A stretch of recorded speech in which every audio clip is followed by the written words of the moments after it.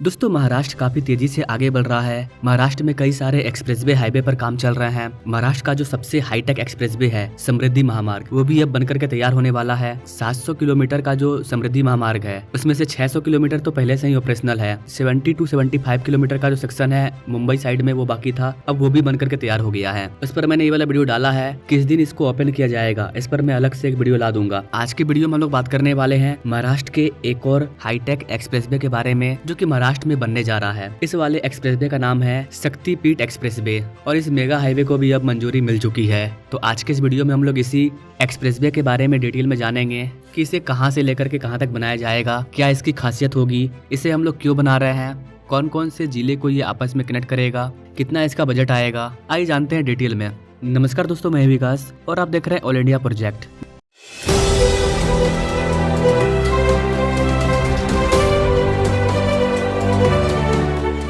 दोस्तों नागपुर को गोवा से जुड़ने वाली लंबे समय से प्रतीक्षित शक्तिपीठ एक्सप्रेसवे, इस परियोजना को महत्वपूर्ण बाधाओं को पार करने के बाद फाइनली अब हरी झंडी मिल गई है। महाराष्ट्र के मुख्यमंत्री देवेंद्र फडणवीस ने भूमि अधिग्रहण प्रक्रिया में तेजी लाने के निर्देश जारी किए हैं, जो 86,000 करोड़ रुपए की इस पहल के लिए एक बड़ी उपलब्धि है। जी हाँ गाइस, 86,000 करोड़ रुपया खर्च होगा इस वाले प्रोजेक्ट को तैयार करने में। यहाँ पर गाइस आपको बता दें कि महाराष्ट्र में जो समृद्धि एक्सप्रेसवे अवेलेबल है जो कि सक्सेसफुल कंप्लीट हो चुका है, उसी के तर्ज पर इसे बनाया जाएगा। इस वाले एक्सप्रेसवे का टारगेट नागपुर और गोवा के बीच में यात्रा के समय को घटाकर सिर्फ 10 घंटे करना है। शक्तिपीठ एक्सप्रेसवे महाराष्ट्र का सबसे बड़ा राजमार्ग होगा। जी हाँ गाइस, क्योंकि जो समृद्धि महामार्ग है वो 701 किलोमीटर लंबा है, लेकिन इसकी लंबाई 805 किलोमीटर होने वाली है। इसे कनेक्टिविटी बढ़ाने, यात्रा के समय को कम करने और कई प्रमुख जिलों को जोड़कर आर्थिक विकास को बढ़ावा देने के लिए डिजाइन किया गया है। इस वाले प्रोजेक्ट की सबसे खास बात क्या होगी, तो गाइस सबसे पहले तो इसका लागत ये काफी ज्यादा है, 86,000 करोड़ रुपया।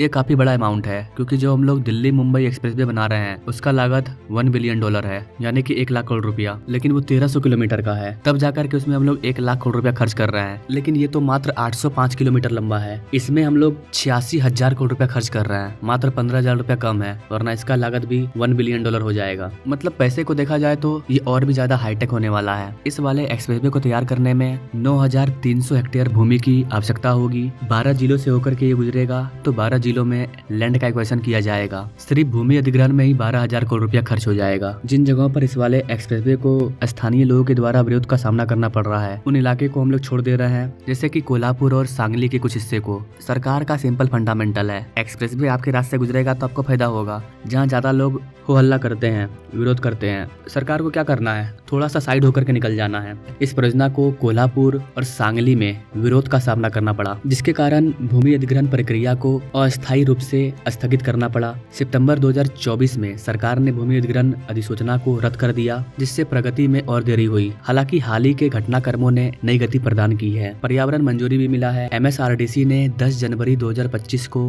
केंद्र और राज्य दोनों सरकारों को आवश्यक पर्यावरणीय मंजूरी प्रस्तुत किया और जो भूमि अधिग्रहण का काम है वो फिर से प्रारंभ हो गया। कोल्हापुर के विपक्षी प्रभावित क्षेत्रों को छोड़कर 11 जिलों में प्रक्रियाएं पुनः प्रारंभ होगी। जहां पर लोग विरोध प्रदर्शन कर रहे हैं उन इलाकों को सरकार छोड़ते जा रही है, क्योंकि अब और ज्यादा लेट करना सही नहीं होगा। आगे बढ़ना है कि नहीं बढ़ना है, आगे बढ़ना है तो आगे का सोचना होगा। जिनको बात समझ में नहीं आई, आगे चलते हैं। शक्तिपीठ एक्सप्रेसवे महाराष्ट्र के लिए कितना इंपॉर्टेंट है, इससे क्या फायदा होगा, तो गाइस सबसे पहला फायदा होगा उन्नत कनेक्टिविटी। नागपुर और गोवा के बीच यात्रा का समय 10 घंटे तक कम हो जाएगा। ये छोटी मोटी बात नहीं है। मान लीजिए आपको किसी जगह पर जाने में 24 घंटे का समय लग रहा है और सरकार कोई ऐसी एक्सप्रेसवे बनाती है जिससे कि आपका 10 घंटे का समय बच जाएगा, तो 24 घंटा लगने वाला समय आप मात्र 14 घंटे में कवर कर पाओगे। तो ये आपके लिए कितनी बड़ी बात होगी, 10 घंटा आपके लिए बच जाएगा। इस 10 घंटे का यूज आप कहीं और कर पाओगे। इसके अलावा गाइस, चूंकि ये एक्सप्रेसवे अनेक जिलों को आपस में जोड़ेगा, जिससे क्षेत्रीय एकीकरण को बढ़ावा मिलेगा। एक जिले से दूसरे जिले तक आप आसानी से मिनटों में कनेक्ट हो जाएंगे। ये इसकी अच्छी खासियत है। दूसरा सबसे बड़ा फायदा है आर्थिक वृद्धि। इससे माल का तीव्र परिवहन सुगम होगा तथा व्यापार एवं वाणिज्य को बढ़ावा बढ़ावा मिलेगा। प्रमुख तीर्थस्थलों और पर्यटन स्थलों तक पहुंच में सुधार करके पर्यटन को बढ़ावा देना।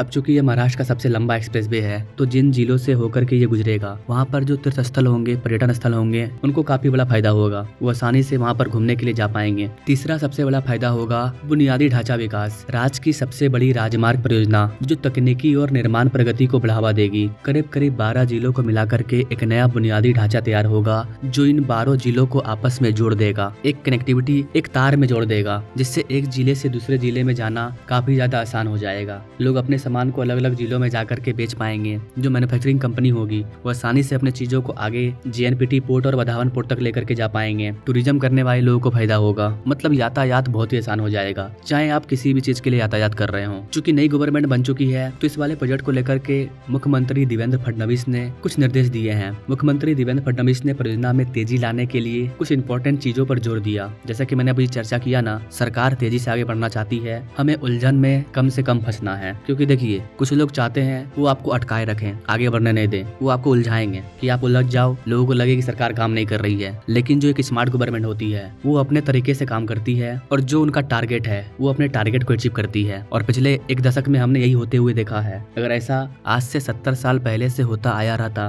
तो आज $1 का कीमत 85 रुपया नहीं होता, $1 का कीमत 1 रुपये के बराबर होता, जो कि आजादी के टाइम में था। खैर, इतिहास में हम लोग नहीं जाएंगे। देवेंद्र फडणवीस ने कुछ मुख्य इंपॉर्टेंट पॉइंट पर फोकस किया है। सबसे पहले तो उन्होंने कहा कि लैंड का एक्वाजिशन सबसे पहले होना चाहिए। कोल्हापुर में चिंताओं का समाधान करते हुए 11 जिलों में प्रतिक्रिया तुरंत शुरू होनी चाहिए। जहां विरोध हो रहा है उसको छोड़ करके बाकी जगहों पर सबसे पहले काम स्टार्ट होना चाहिए। इसके बाद वहां पर क्या उचित सोल्यूशन होना चाहिए उसे सॉल्व करना चाहिए। दूसरी बात उन्होंने पर्यावरण एवं वन अनुमोदन को लेकर के किया। आगे की देरी से बचने के लिए आवश्यक मंजूरी तुरंत प्राप्त करें ताकि आगे देरी ना हो। अगर आपको लग रहा है कि आगे जाकर के किसी चीज की मंजूरी लेनी है तो आप पहले भेज दो, लेट मत करो कि भाई इसकी जरूरत हमें 6 महीने बाद पड़ेगी। ऐसा नहीं है, अभी ही भेजो आप। तीसरा इंपॉर्टेंट पॉइंट, निर्माण संविदा। भूमि अधिग्रहण के महत्वपूर्ण कार्य पूरा करने के बाद निर्माण निविदाओं को अंतिम रूप दिया जाए। मतलब टेंडर दे दो यार, भूमि अधिग्रहण का काम हो गया, सरकार के पास भूमि आ गई, अब आप जल्द से जल्द टेंडर जारी करके कंपनी को सौंप दो कि हम आपको लैंड एक्वाजिशन करके दे रहे हैं, आप यहाँ पर काम स्टार्ट कर दो, तभी तो काम स्पीड से होगा। इस वाले प्रोजेक्ट के अगर हम लोग वर्तमान स्टेटस पर फोकस करें, कहाँ तक ये पहुंचा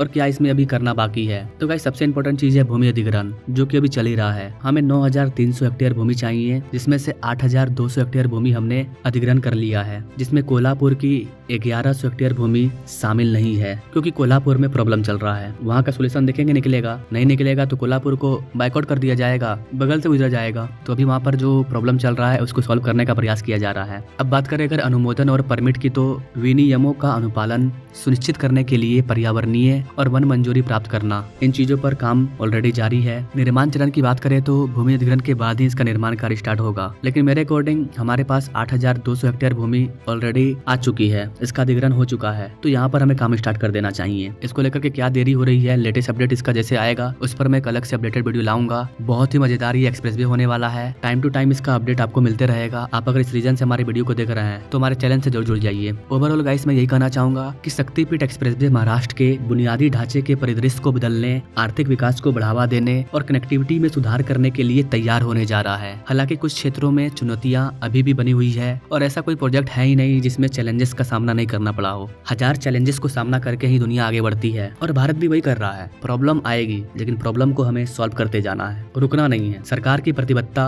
और सक्रिय उपाय इस परियोजना के महत्व को रेखांकित करते हैं। भूमि अधिग्रहण फिर से शुरू होने और अनुमोदन के साथ एक्सप्रेसवे एक वास्तविकता बनने के करीब पहुंच रहा है। जब तक किसी प्रोजेक्ट के लिए लैंड एक्वाजिशन नहीं हुआ है तब तक आप बोल सकते हो कि कुछ भी हो सकता है, लेकिन लैंड एक्वाजिशन होने के बाद निश्चित है वो बनना है। सरकार जमीन खरीद करके घर में तो नहीं रखेगी, मतलब उस पर काम स्टार्ट होना ही होना है। लेट होता है सरकार की नीतियों की वजह से, लोगों के प्रॉब्लम की वजह से, लेकिन अगर सरकार अच्छी रही ना तो चाहे फिर कितना भी बड़ा प्रॉब्लम क्यों ना हो वो उसको सॉल्व कर ही लेगी। येन कैन प्रकार एन। तो गाइस एक बार फिर से शक्तिपीठ एक्सप्रेसवे का काम आगे बढ़ चुका है, जो राज्य के निवासियों और पूरे महाराष्ट्र के अर्थव्यवस्था के लिए दीर्घकालिक लाभ का वादा करता है। तो इस वाले एक्सप्रेसवे के बारे में आपका क्या विचार है, आप अपने विचार को कमेंट बॉक्स में टाइप कीजिएगा। समृद्धि महामार्ग एक्सप्रेसवे पूरा ओपन होने जा रहा है, अगर आप उस पर वीडियो चाहते हैं तो आप हमें कमेंट कर दीजिएगा। इसके अलावा अगर आप ये जानना चाहते हैं कि महाराष्ट्र में किन किन एक्सप्रेसवे पर काम चल रहा है, आखिर हमारे महाराष्ट्र में कितने एक्सप्रेसवे अवेलेबल हैं, कितने नए एक्सप्रेसवे आने वाले हैं, कितने एक्सप्रेसवे अंडर कंस्ट्रक्शन है, आप कमेंट कीजिए ना। जिस राज्य से सबसे ज्यादा हमें रीच मिलता है उस राज्य को हम लोग अपने फर्स्ट लिस्ट में रखते हैं और महाराष्ट्र हमारे लिए वही है। महाराष्ट्र में हमें हमें काफी अच्छा रिस्पांस मिलता है, वहाँ के लोग हमारे वीडियो को पसंद करते हैं।